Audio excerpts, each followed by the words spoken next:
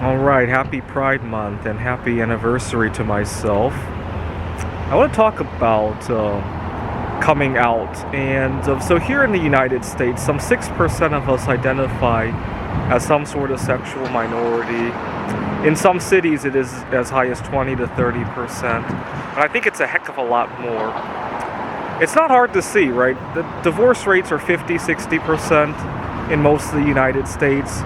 Our birth rate is out of control. A lot of people are clearly hooking up with the wrong people and having a lot of children that they didn't intend to have, right? At least at the time that they had them. Just look up the rates of unexpected pregnancies. It's out of control, right? Birth rates are out of control.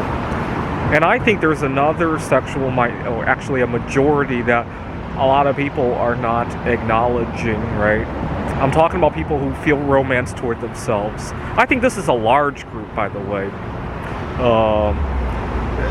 Just in my daily society, I see a lot of people struggling to try and hook up with what society says they should hook up with, right? It's common in our pop culture as well if you pay close attention, right? So, for example, you sometimes hear musicians sing about, especially Taylor Swift. She sings a lot of breakup songs. Now, why does she feel happy about breaking up every time? I strongly believe it's because that's when she actually falls in love. Meeting the guys that she later breaks up with is what society tells her what she should do. And unfortunately, she's turned it into a career, but I feel sorry for her personal life, right? Although if it can serve as a cautionary tale to others, that's good too. So I suspect there's a huge population of solosexuals or autoromantics, or there's a few words for that. Now, one of the reasons, so I look very young for my age, and I want to keep it that way because I suspect in the coming decade there's going to be a huge wave of coming out of solosexuals because it will only accelerate. Once it becomes more acceptable to be solosexual, the pressure will be to come out. Now, what's really sad is that it's one thing to not come out to other people. It's one thing. It's completely different to not come out to yourself and to continue to torture yourself by trying to mingle with the wrong people. Right? That's where you'll see people who get divorced 5 or 6 times. They haven't come to terms with the idea of their solosexuality. And I hope over the next decade we'll at least get past that hump. I'm also holding out hope that people will come out to others. See, I didn't come out to myself until I was 23 years old.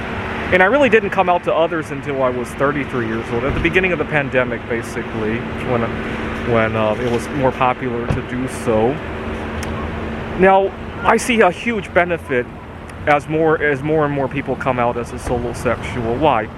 Because it will put a lot less pressure on getting into the wrong relationships.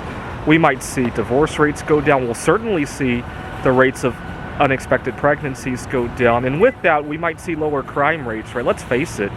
When you have a pregnancy you didn't expect, the way you raise your children is going to be affected by that, right?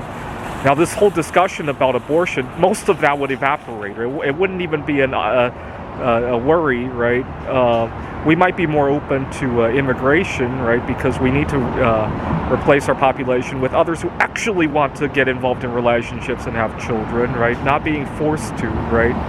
And also, I suspect a lot of cities like Seattle, where I live, will become a lot more affordable now that we have housing that is specifically built for one, just like we do in Taiwan, right? When I was in Taiwan, we had apartments that were considerably smaller than a studio apartment here in the United States because there are a lot of solosexuals who actually come out over there, right?